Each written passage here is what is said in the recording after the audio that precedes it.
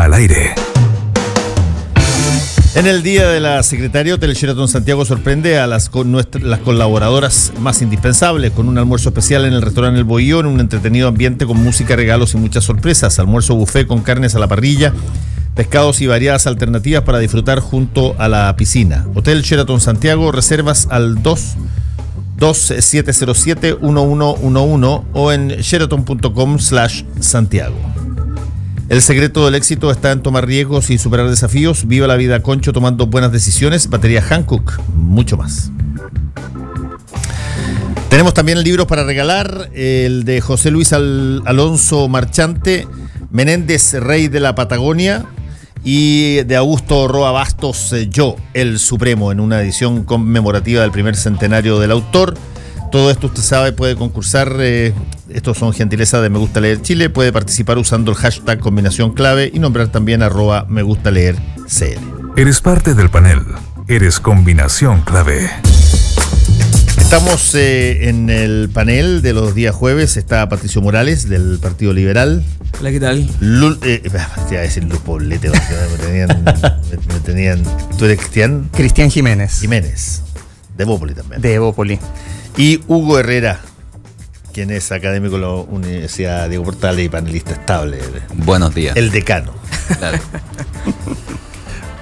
Bueno, ayer se promulga la Ley de Identidad de Género, que causó en su momento una situación extraordinariamente tensa al interior de la coalición de gobierno, en particular por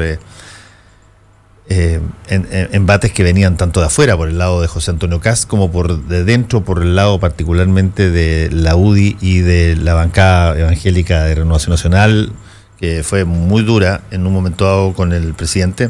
Y ayer, en un acto que lo hace en La Moneda, no se hace ninguna cosa parafernálica, el presidente promulga la ley, habla de que esto iguala a las personas en un lenguaje bien, yo te diría, amplio y receptivo, y es algo que yo hubiese esperado por la discusión que hubo adentro muy fuerte, que iban a salir de pronto montones de personas, pero yo creo que lo hizo estratégicamente, entre otras cosas, para que no le pegaran más en medio de lo que está pasando con los carabineros y el ejército. Sí. Porque hubiese sido ya sepultarlo en una paletada de estiércol, si que se salen además a criticarlo por esto, y ha sido muy aplaudido por cierto, el mundo más liberal o más progresista, pero yo tengo la impresión que, así como con el penal Cordillera, esta es una cuenta que se va a pasar. Sí. Hay que ver qué es lo que ocurre. Ahora, yo creo que el proyecto de identidad de género termina siendo, en el largo plazo, así como lo de los cómplices pasivos, un modo de comprender a la centro-derecha que se va modificando. Mi temor en el asunto es el siguiente, que si uno mira a la centro-derecha, si uno hace un mapa, digamos, lo que tiene es sectores predominantemente que combinan esto, combinan pensamiento económico y pensamiento moral. Y uno tiene así a los sectores más conservadores, en la UDI, que son liberales en economía y conservadores en moral, preponderantemente, hay excepciones. Y uno tiene en el otro polo a Bópoli, que son liberales en economía y liberales en moral. Pero creo que si el gobierno no sale de esa discusión, más allá de que no le convenga que hayan peleas o disputas menores, si no sale de esa discusión, se va a seguir hundiendo en la crisis en la que parece estarse hundiendo. Porque lo que necesita, me parece, la época actual, o las demandas más sentidas de la época actual, son demandas políticas. Lo vemos en el asunto mapuche. El asunto mapuche no es un asunto ni puramente moral ni puramente económico, es un asunto político. Y así lo vamos viendo en la agenda social, así lo vamos viendo en la capacidad de construir símbolos que el gobierno no la tiene tan clara, en las grandes reformas que es necesario hacer, una reforma regionalizadora, una reforma que reconstituya la institucionalidad territorial. Entonces, y creo que ahí, en ese eje político, creo que hay más posibilidades para el gobierno de ordenar a sus distintos partidos. Porque Renovación Nacional, por ejemplo, con la gran dispersión que tiene en temas morales, en los temas políticos mantiene una cierta coherencia. Y en esos temas políticos es donde podría, por ejemplo, sumarse Evópolis sin problema, sumarse algunos sectores más razonables de la UDI. Pero yo creo que mientras se mantenga en esta disputa entre cuestiones puramente morales o puramente económicas, el gobierno creo que no va a salir, no va a poder darle este giro de liderazgo que requiere el momento presente. ¿Alguno de los...? Yo siento que ha sido una discusión sumamente positiva la de estos meses finalmente al interior de la coalición, porque viene a refrendar el hecho de que este Chile Vamos no es lo mismo que la Alianza, donde había una homogeneidad bastante marcada. Aquí, y finalmente, estos temas son parte de una agenda puntual que, si miramos la foto general, es una parte de todas las temáticas y de todas la agenda que está enfrentando el gobierno en pensiones, en Araucanía, en un montón de temas. Entonces, son temas puntuales donde evidentemente hay diferencias valóricas al interior de la coalición, pero luego... Y yo creo que Piñera fue muy inteligente ayer en no convocar realmente a los actores políticos y hacer un acto de promulgación más bien ciudadano con las organizaciones de la sociedad civil y con personas trans ahí mismo, para precisamente darle ese sello social que el ministro Larraín y el gobierno querían darle a este acto. Sí. Pero el hecho es que es una cosa bien audaz, porque...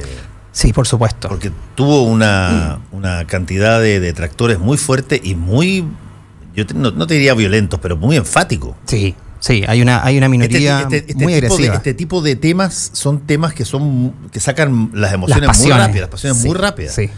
Es lo mismo que pasaba con el aborto de las 3 causales, lo mismo que pasaba con el matrimonio igualitario, que son cosas que, como no están ancladas, si tú quieres, exclusivamente en la política pública, sino que están ancladas en las creencias, en la fe, en las religiones, en fin, salen con puntos de vista que hacen pasar la adhesión a determinada figura a su rechazo tajante muy rápido.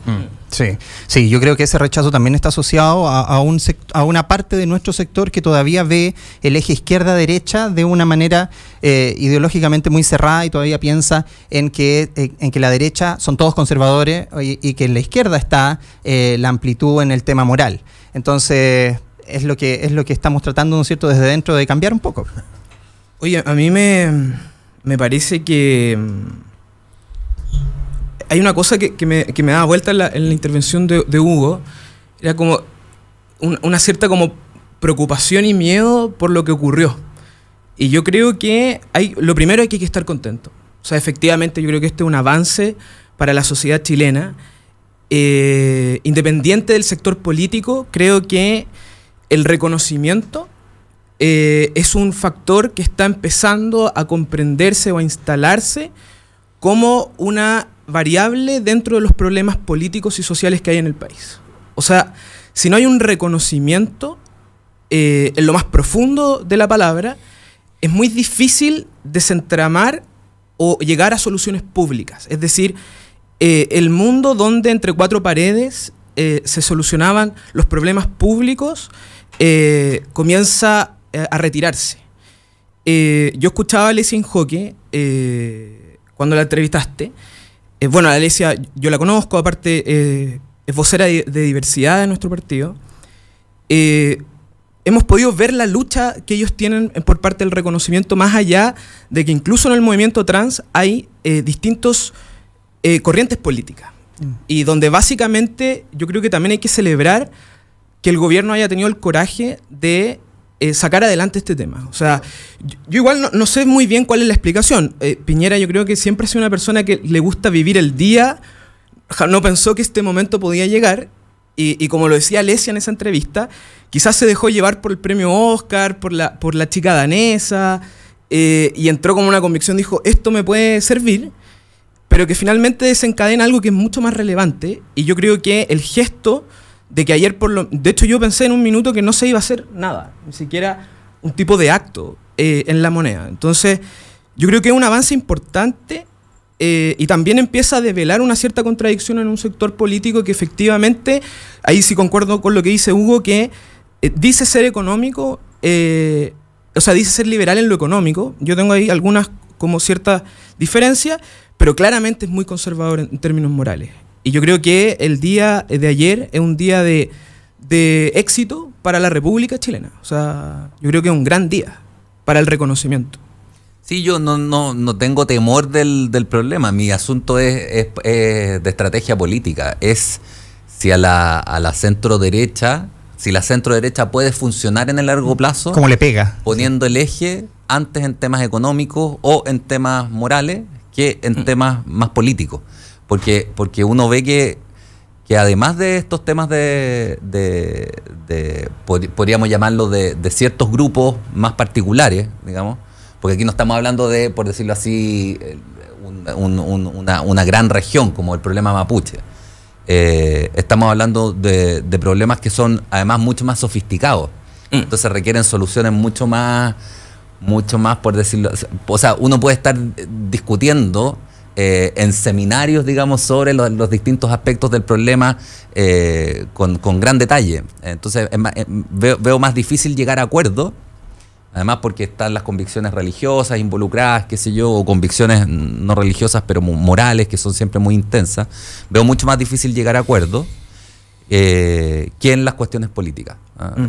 Yo valoro todo lo que sea reconocimiento, digamos, no tengo problema con eso. Si mi indicación era simplemente sobre si podíamos pensar en una alianza de gobierno en el largo plazo, poniendo el énfasis justamente en los temas que la dividen, porque resulta que esa alianza efectivamente siempre ha tenido un alma liberal y un alma conservadora. O sea, en los 90 era Alamán y su gente, que eran los liberales contra los conservadores. Dentro de REN incluso estaba esa disputa instalada. Así es. Hoy día uno podría decir es Evópoli y por un lado y la UDI por otro. RN está más repartida también.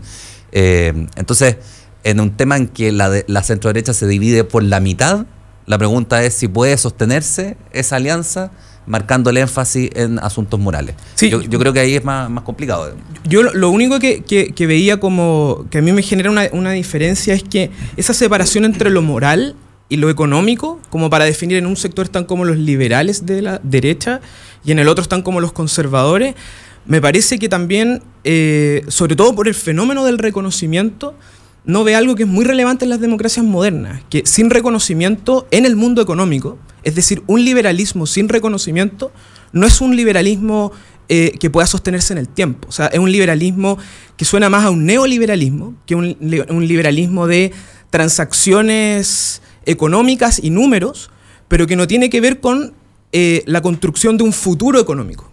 Y yo creo que eso va a ser algo que puede llevar a que este gobierno, que prometió ser el líder y el gestionador de la economía, empiece a ver que cuando las condiciones internacionales, por ejemplo, no lo acompañan, o los precios de los commodities no lo acompañan, empieza efectivamente a tener los mismos problemas que otros gobiernos.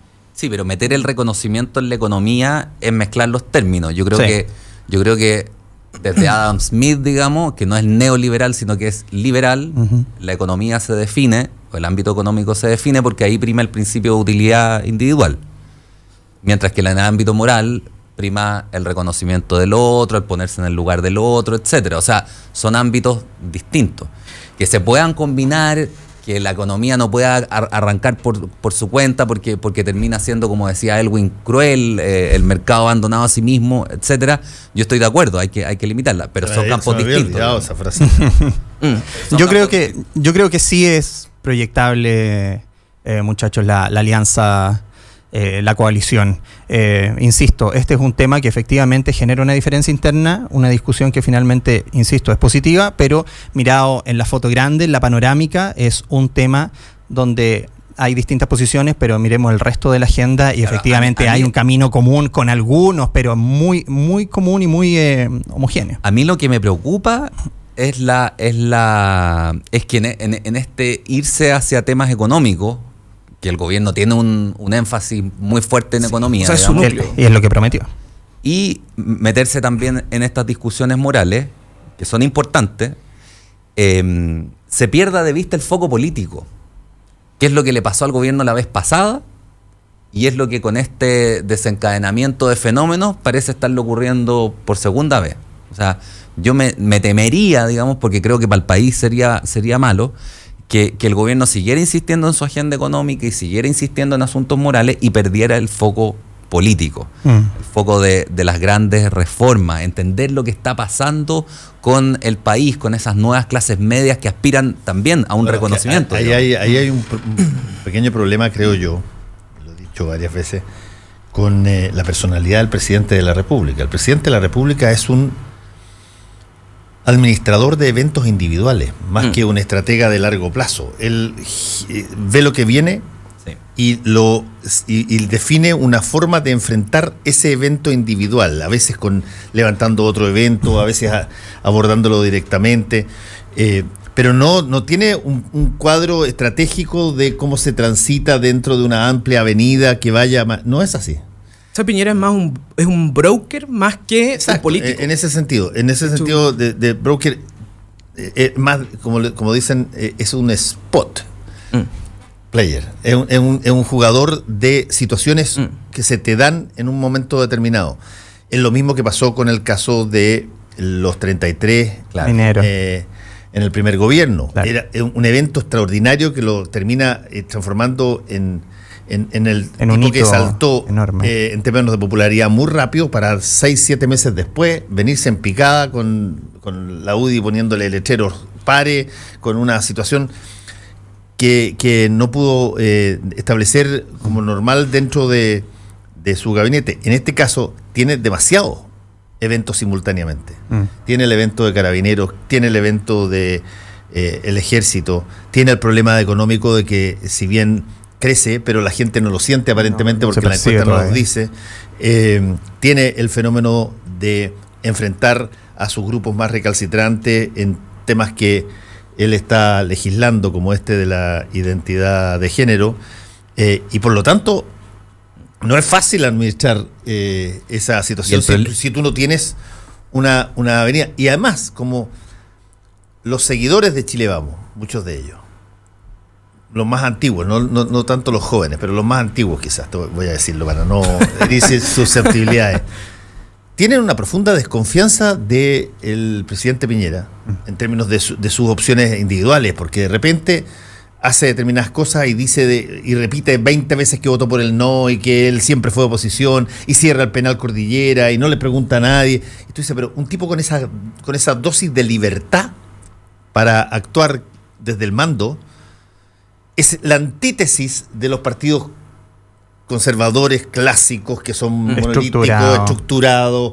que donde hay generales, coroneles, tenientes y que todo se ordena. Eso el presidente Piñera desarma todo eso, porque él se arroga y además utiliza unos grados de libertad política dentro de su coalición que no se la aceptarían a ninguno otro de los que eventualmente hubiese llegado ahí. Sí. Oye, yo lo que solo para retomar lo de la discusión anterior, me parece que conectándolo con lo que dice Fernando, el vivir el día solamente cuando eres presidente de la República o cuando eres un líder político, efectivamente es lo menos político que puede hacerse en la práctica. Piñera está acumulando un sinfín de aproximaciones políticas en el último cajón de su velador. Y básicamente es por lo que yo trataba de mencionar antes, una forma que es muy de Chile Vamos, de un cierto sector político, de ver los problemas como variables separadas. Esto es solo moral, esto es solo económico, esto es solo político. Cuando ver que los problemas son mucho más complejos, entonces, donde queda siempre en desmedro en este gobierno, y yo ahí concuerdo con lo que dice Fernando, que la actitud política frente a abordar los problemas públicos es la que más falta en este gobierno. O sea, cerrar el día te va acumulando un sinfín de tareas que finalmente van generando esas como... O sea, nos rompe con las inercias institucionales finalmente. Porque lo único que está preocupado es apagar incendios constantemente o ver oportunidades comunicacionales. ¿No? Y efectivamente lo que hace es abordar los problemas como si tuvieran lógica cerrada. Sí. Cuando efectivamente entender problemas morales como puramente morales o problemas económicos como puramente económicos. Cuando lo que está de manifiesto en los tres grandes problemas que tú estabas mencionando, Fuerzas Armadas y Carabineros, conflicto mapuche, decreciente productividad en la economía, los tres son problemas político-institucionales. Es cómo organizamos los grandes actores en esas distintas áreas.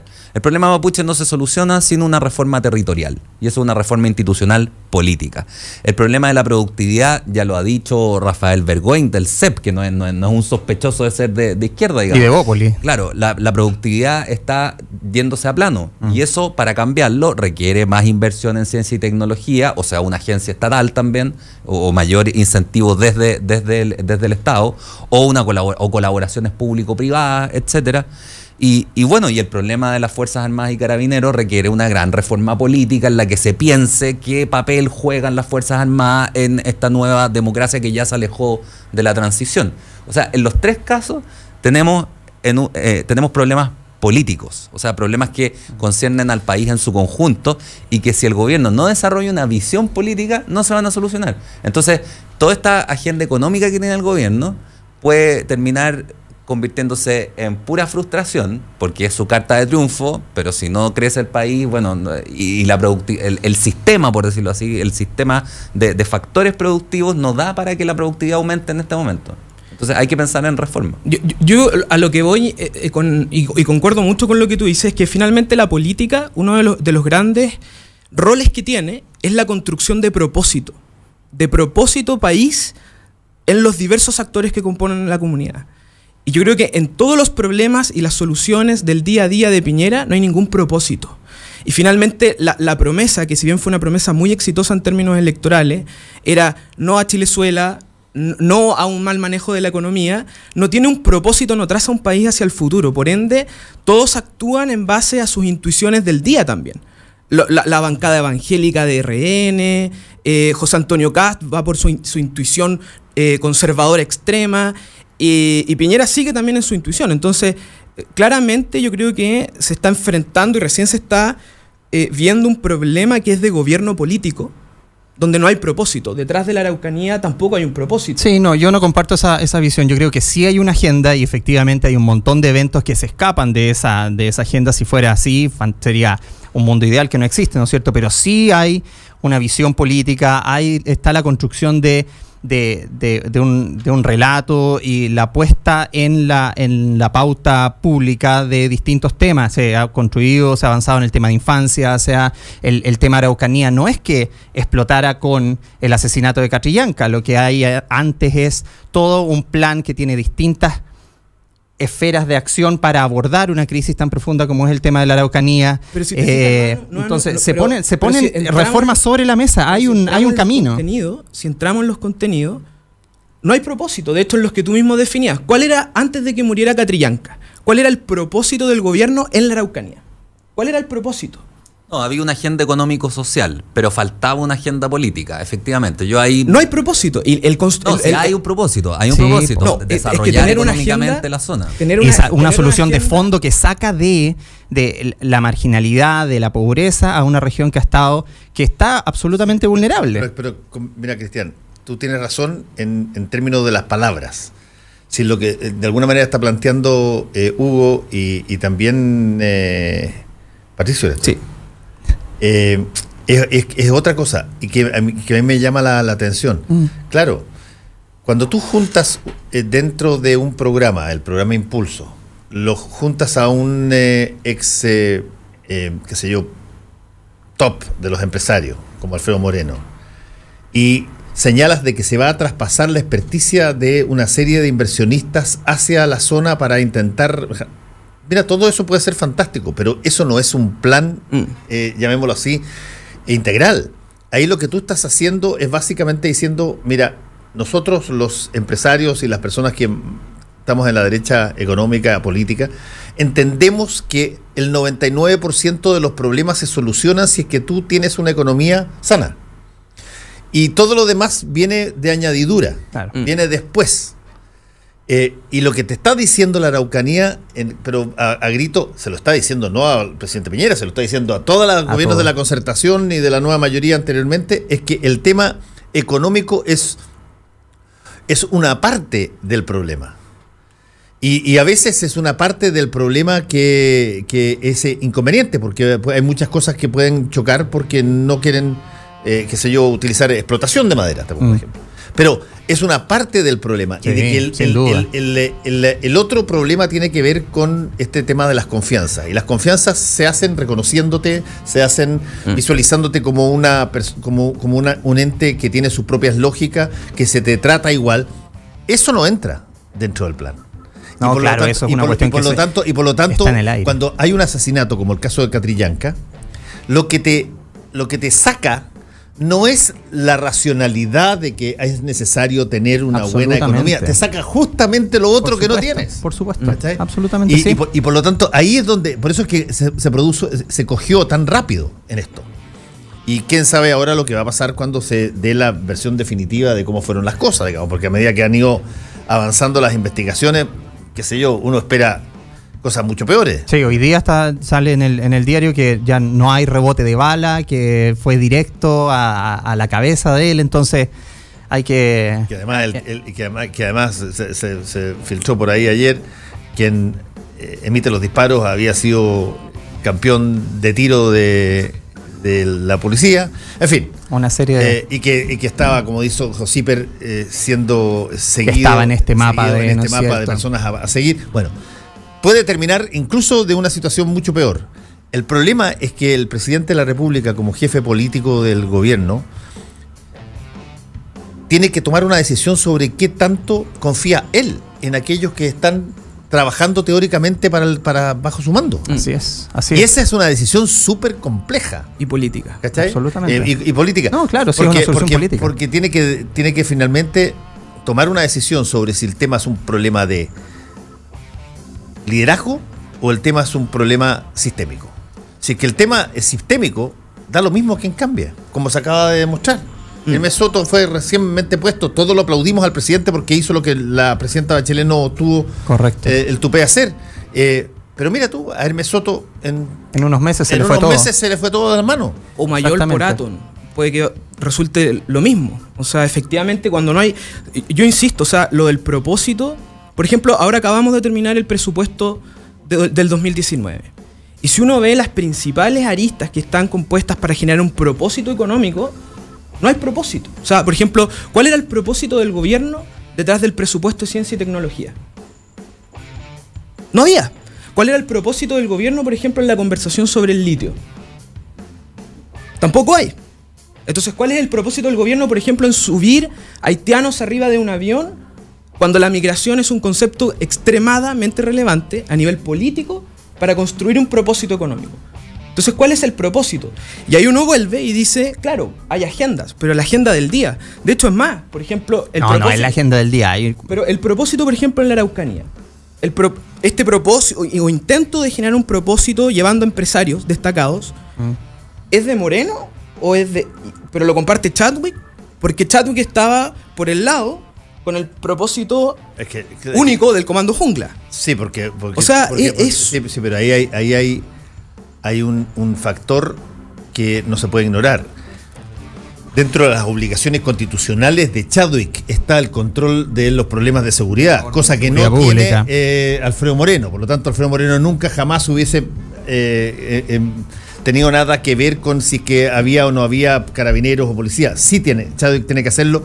La forma en que eso ocurre, si es que con un comando jungla o si es que es con carabineros comunes y corrientes, puede variar.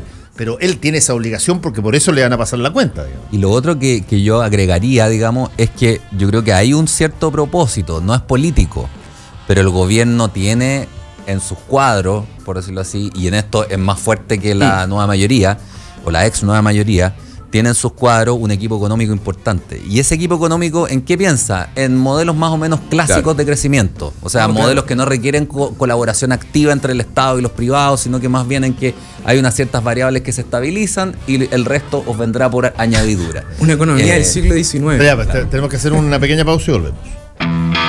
¿Tienes listo tu comentario en redes sociales? Ya regresa Combinación Clave. En la 92.9. Tu opinión nos importa. Hora clave. 10 de la mañana, 1 minuto. 92.9. Somos como tú. Somos la clave. A las 4:30 de la tarde, tu salud es clave. Conversamos sobre los desafíos de la medicina y la salud en los tiempos de hoy. Definir qué es una buena muerte no es una tarea fácil. Uno de los fines de la medicina es ayudar a que la muerte ocurra en paz, de una manera digna. Ricardo Basáez, junto a los especialistas de la Facultad de Medicina Clínica Alemana, Universidad del Desarrollo, indagan en los temas de salud que a ti te interesan. Cuando estamos hablando del trastorno es porque ya estamos con señales presentes de un desvío de lo que es normal.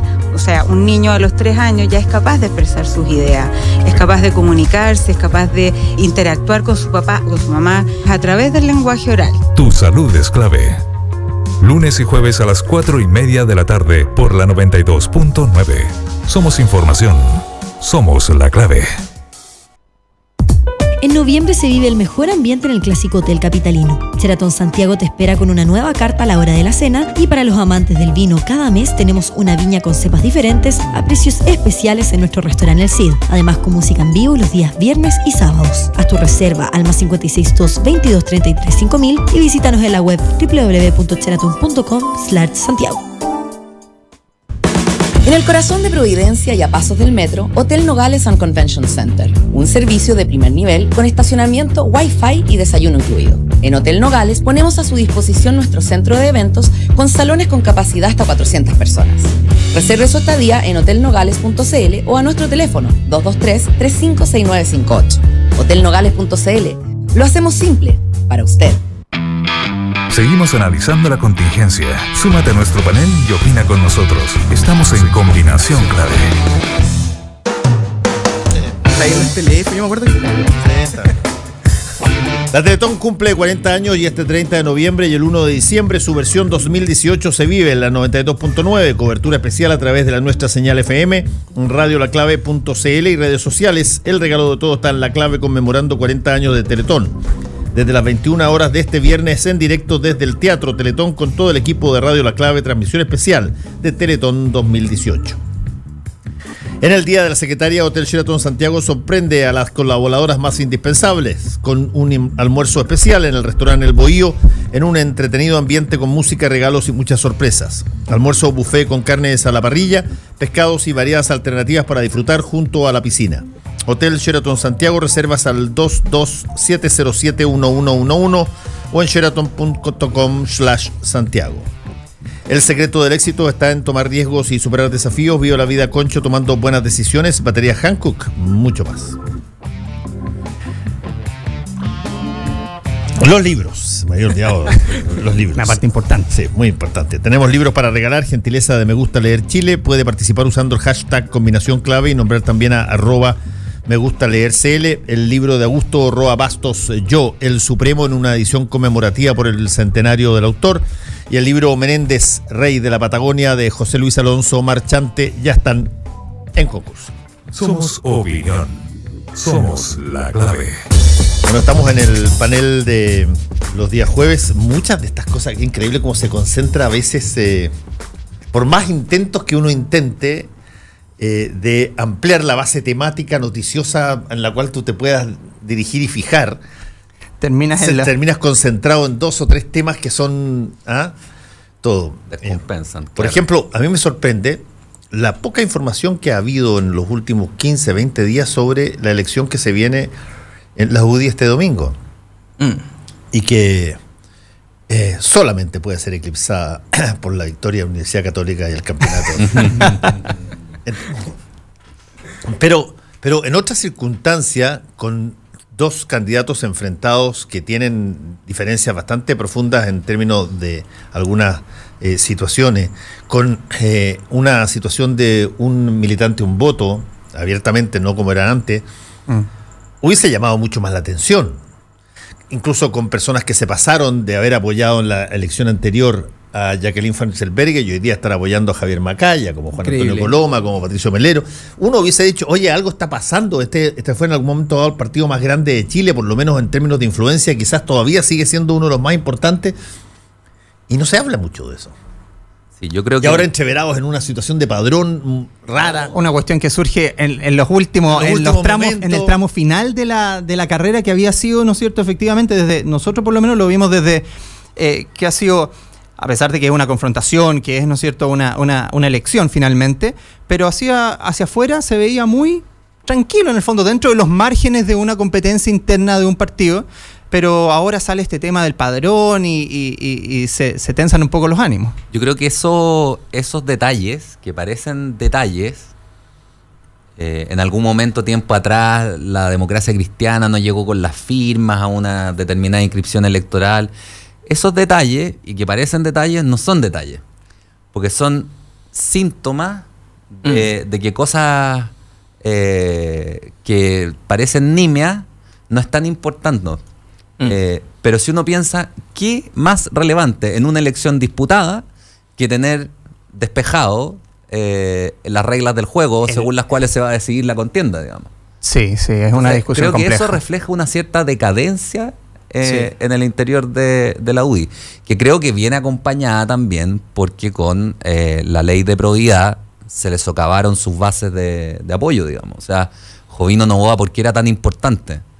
Porque articulaba toda una red de apoyos de lo que podríamos llamar empresarios orgánicos, que no es el financiamiento típico de la política, sino que son empresarios, muchos de los cuales fueron en cuadros a estudiar a Chicago, a hacer sus magísteres y volvieron a Chile a tener éxito, y el éxito significaba algo así como darle expresión a su pulsión vital Chicago gremialista, y esos cuadros fueron separados por la ley de financiamiento de los partidos.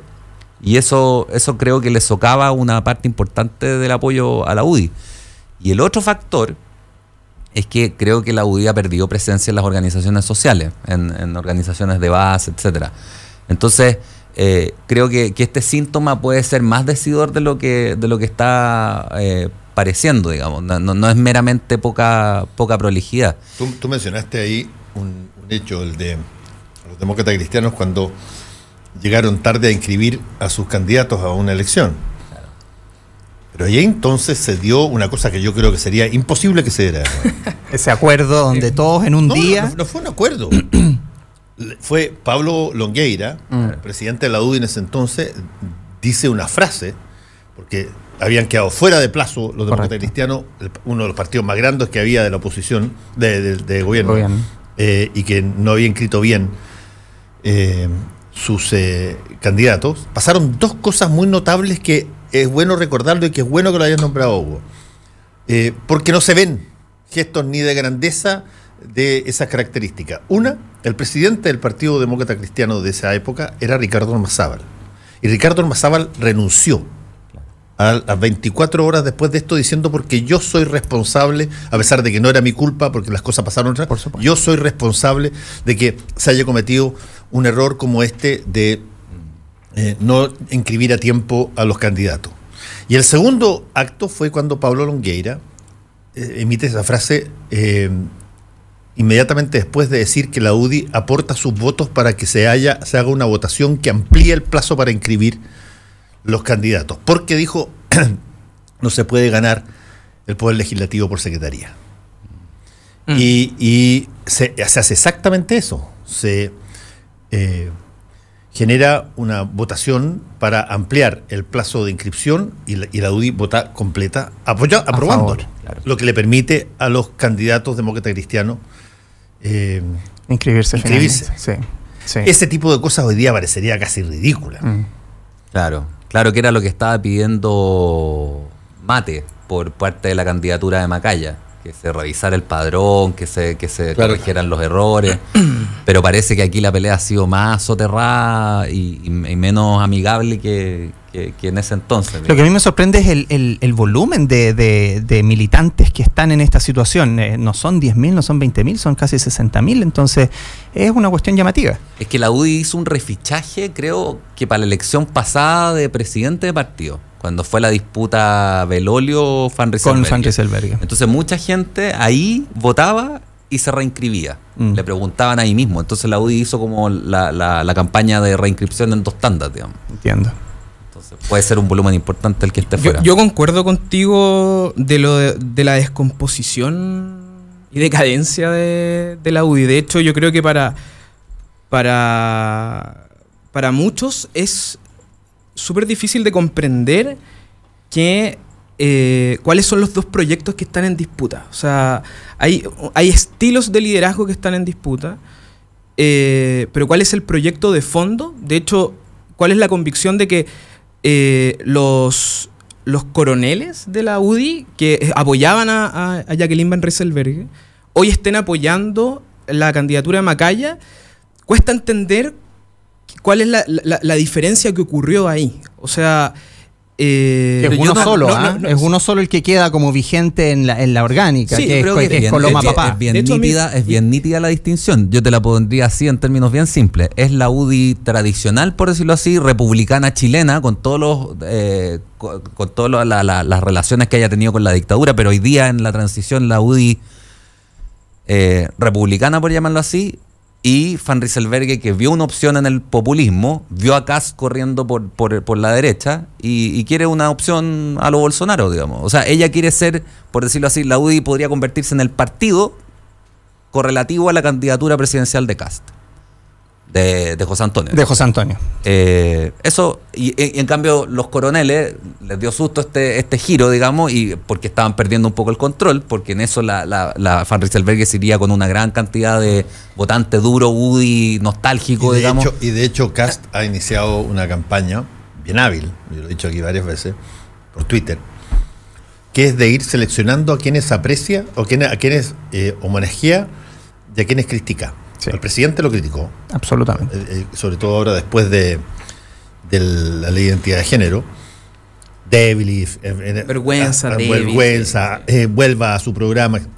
Pero dice, y tiene algunos que son muy targeteados así. Tú notas dónde va, dice. Muy bien el alcalde de tal lugar, qué sé yo, por ponerse duro respecto de determinada situación acá allá. Entonces, ese personaje ya, oye, te recibe un espaldarazo. Extraordinaria la diputada, tanto, aquí y allá, y te va... está trabajando te va generando, coalición. Claro, perlas de estímulo que eventualmente en una situación que se vea compleja en términos de la derecha para las próximas elecciones, que son cuentas por cobrar después. Cuentas por cobrar. Absolutamente. Sí, a mí también, yo un elemento que no sé si es real, no tampoco soy un experto en la UDI, pero no serlo tampoco. Pero me parece que no me deja impresionar que esta elección yo también la veo como una especie de control de cuadro, así como una actitud tan leninista dentro de la UDI.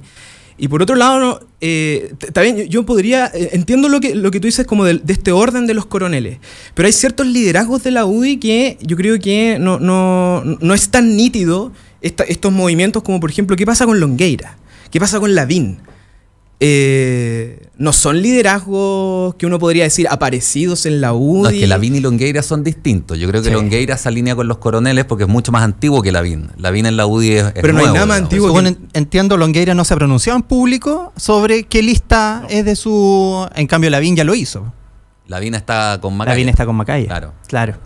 Pero Lavín es mucho más nuevo en la UDI. Los coroneles no lo reconocen como parte. O sea, pero nuevo. Nuevo, no. Pero no a la altura, a la estatura de, efectivamente, de Novoa y de Longueira. Claro, efectivamente. Nosotros esperamos que a contar del lunes todos trabajen ordenadito. Ahora convengamos una cosa. Hay una diferencia entre Pablo Longueira hoy día y Joaquín Lavín extra. Joaquín Lavín es un camión grandote que ha crecido y ha ampliado la calle de lo que era hasta hace 1 año y medio atrás o 2 años atrás. Se ha metido, yo estoy seguro que él le va a dar el espaldarazo a Daniel Jaude con la Universidad Popular. así como se lo dio para la farmacia y como llegó a ese tipo de cosas que hace el asunto de las viviendas sociales y todo, enfrentarse con su propia base de apoyo. Es decir, Joaquín Lavín es un candidateable de la UDI, pero que está en un trance distinto al Joaquín Lavín candidato UDI de la vez anterior. De hace 20 años. Claro. Totalmente distinto. Sí, pero y lo ha logrado efectivamente metiéndose en esos temas espinudos, ¿no es cierto? Quebrando los esquemas con el tema de las viviendas sociales, con el tema de no fumar en las plazas, etcétera. Va marcando agenda y efectivamente sacudiendo las bases más tradicionales de su propio partido. Está afinando el target después de las piscinas, los botones. Por eso me refiero. Dinamitar cerro. Eso que tú estás diciendo así con poco sátira obedece a ese Lavín que creía, al cosista, digamos, al que creía que básicamente la atracción que se podía obtener en términos electorales se debía a que alguien lo asociara a hechos individuales concretas. Claro. Tú tenías que sentir muy rápidamente algo. Tienes una cancha de nieve en Las Condes y te deslizas y todo lo que qué sé yo, hace llover con los aviones. Los aviones y todo lo demás. Bueno, eso mutó en Joaquín Lavín. Y Joaquín Lavín, además, yo lo he dicho bastante, tuvo un gesto de liderazgo hiper arriesgado. A diferencia de la presidenta Bachelet en su momento de cabal, él se fue contra su hija. Indirectamente porque se fue contra el yerno. Giovich en medio del escándalo que había, lo que le significó. Pero esa situación que debe ser dura en cualquier padre, digamos, o madre, marca una diferencia en términos políticos respecto del compromiso que tú tienes con respecto a, qué sé yo, determinados valores, determinadas situaciones. Y yo me acuerdo muy bien de que Joaquín Lavín en ese aspecto nunca había cruzado el charco de esa en términos familiares tan nítidamente, nunca. Así es que él está en otro modo presidencial. Él está en una conformación de un nuevo personaje político de la UDI, por lo menos de la UDI hasta ahora, de la UDI, que es bastante más, yo te diría, complejo en términos de sus facetas y más interesante que el mismo personaje cuando se presentó de candidato a las veces anteriores. Y en las encuestas consistentemente aparece de todos los sectores como el más conocido y el mejor evaluado. No tiene rechazo Lavín, que es algo que en general los políticos no están teniendo. Ahora, la duda ahí es si esto es 20 años después o estamos realmente frente a un Lavín que, además de ser más inteligente en el moverse, digamos, en el entramado político actual, que es más complejo que el de hace 20 años, es un Lavín que puede desarrollar eso a lo que estamos apuntando como una visión de país o una visión política, digamos, más allá de lo que siempre se ha dicho, la municipalidad, porque el caso de las viviendas, por ejemplo, es un buen indicio de que parece que está pensando en algo más, en integración social dura, digamos, la más dura, que es la integración de barrio. Sí. Pero habrá más que eso, estaremos ante un nuevo Lavín, esa es la pregunta que se abre. No, y cómo va a convivir con José Antonio Cast. O sea, finalmente veía que Lavín pueda tener, porque eso lo está haciendo en soledad desde su municipio, pero cuando tenga un anclaje a la UDI, quizás cuando llegue la UDI ya no exista. Quizás José Antonio Cast ya la haya destruido. Bueno, ese es el principal desafío que creo yo que tiene la directiva que viene de la UDI, cómo manejan esa relación o cómo evitan a lo mejor un desborde de los más tradicionales. ¿Se va a Belolio Bópoli o no se va a Belolio Bópoli? Es un rumor que a algunos los alegra, a otros los tiene en ascuas, pero no hay más que una buena relación. Claro, porque si gana Van Rysselberghe, ¿qué pasa con toda esa camada un poco más moderada, con los Lavines, con los Belolios? Es dable pensarlo, absolutamente. Es dable pensarlo. Coronelitos. Claro, hace un par de semanas estuvo Jaime en un conversatorio en la sede de Ópoli y a tablero vuelto, estuvo lleno. sin Era duda. que no, tenían que llevar a esta gente el metro, con tal de que mostrarle que estamos en un partido grande, todo, por si acaso. todo. ¿Un partido grande? Todo orgánico. Abuelita, mándeme un par de sobrinos. Podría haber entrevistado al público. ¿Qué hace usted aquí? No sé, pero. No, sin duda hay una buena relación, obvio que hay muchas afinidades, pero más allá de eso. Nada de eso ya. No, amigo mío. pero por eso yo creo que es bien interesante cómo ha pasado bien colado una elección que efectivamente puede ser una bien elección gravitante, muy sí. gravitante, Sí. muy poderosa. Y Sí. quizás porque ya las elecciones de los partidos políticos a la gente no le interesan y le parecen más de lo mismo, ¿cierto? Pero en algún momento dado, en una de esas, tú vas a singularizar la fecha del domingo primero de diciembre como el día en que, bueno, el 2. El domingo 2, sí, correcto. El 2 de diciembre como el día en que cambió la derecha chilena en una manera... Claro.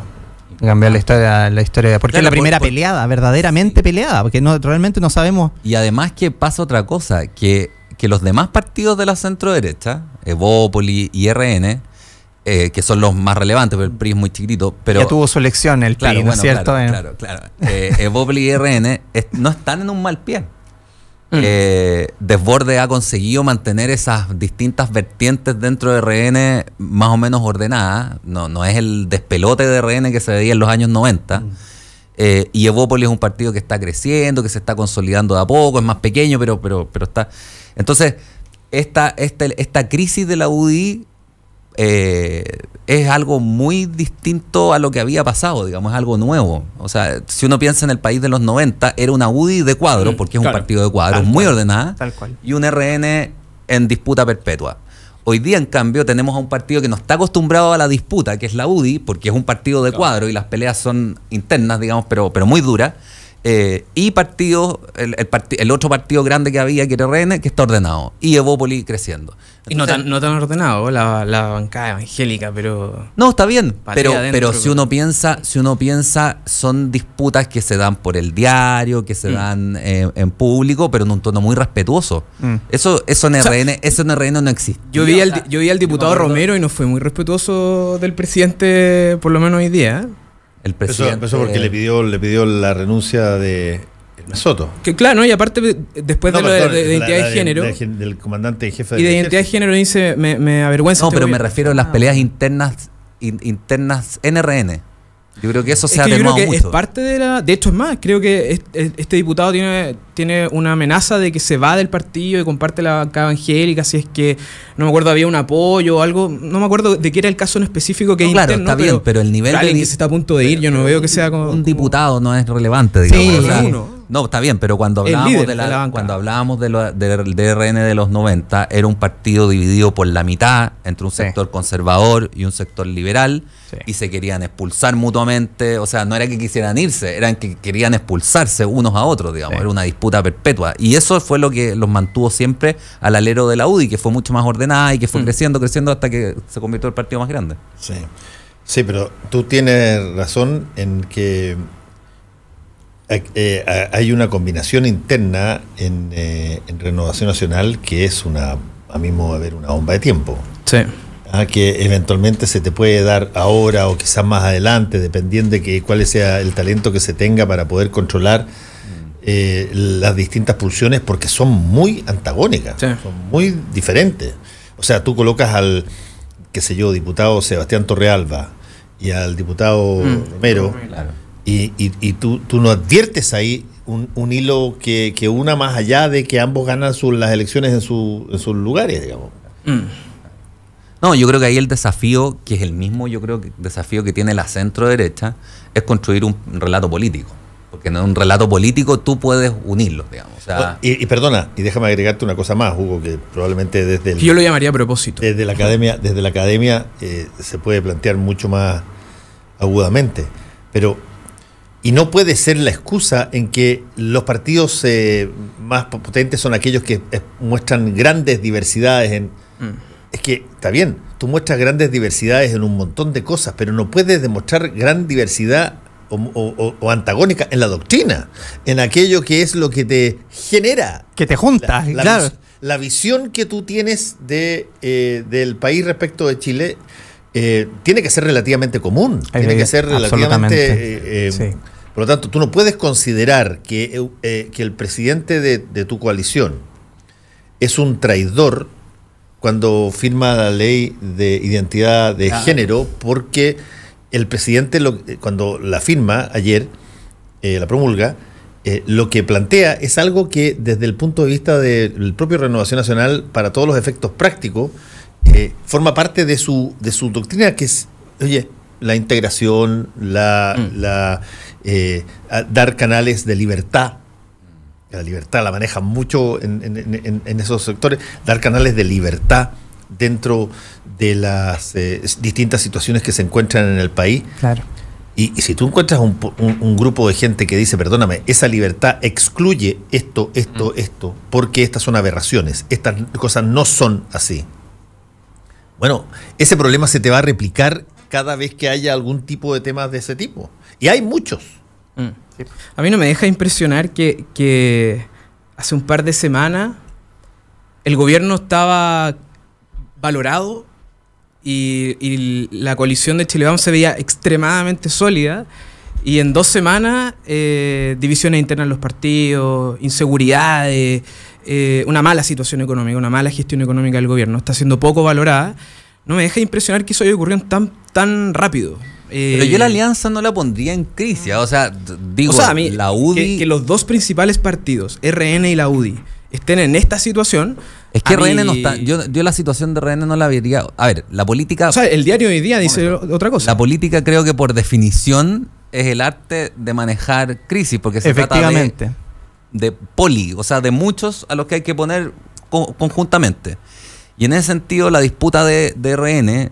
Creo que es una disputa que ha venido a lo largo desde sus orígenes. Es decir, RN es el Partido Nacional y el Partido Nacional es la unión de liberales y conservadores. O sea, es la contradicción unida.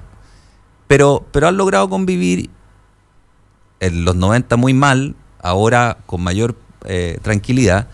Y que hay algunos parlamentarios, que esta bancada evangélica, digamos, que están muy enojados. Bueno, la pregunta es... se van a encontrar, y esta es la pregunta que va a tener que resolver la directiva de RN probablemente, se van a encontrar temas políticamente comunes que permitan mantener unido ese partido. Yo creo que el hecho de que los evangélicos sigan todavía ahí es prueba de que probablemente los encuentren, y que si no, bueno, se va a ir un grupo, pero no se va a ir el núcleo de RN. Absolutamente. En la UDI, claro, es un partido que por las condiciones estructurales del sistema político se le socavó una de sus bases de apoyo, una de sus piernas. Pero también está Evópolis. Ahora, en lo que sí estoy plenamente de acuerdo es que al gobierno se le dio vuelta el naipe en este par de semanas, digamos. No, totalmente. Cómo cambió el escenario político nacional. Sí, efectivamente. Sí. Déjeme antes de terminar, que es un minuto, pero ¿vieron la segunda seguidilla de audios filtrados del comandante en jefe del ejército? Escuché uno. No, es terrible. Este está muy bueno porque ahora entiendo por qué pidió disculpas ayer. Son cosas que él a estas alturas debe estar, pero emputecido, pero salvaje. Porque esto tiene un nombre. Espérate, déjame ver, los consejos integrales. ¿Ya? Del comandante en jefe del ejército Ricardo Martínez, que son cuando se juntan y hablan de cosas generales que tienen que ver con el ejército. Por ejemplo, el rol de la mujer. Por ejemplo, ¿qué pasa cuando tú te separas? ¿Cómo se enfrenta eso? Entonces, y son cosas que se conversan dentro de estos... Bueno, todo eso se filtró con el audio. Y son cosas que él habla bastante directamente, no hay nada que tú puedas decir, wow. No, pero...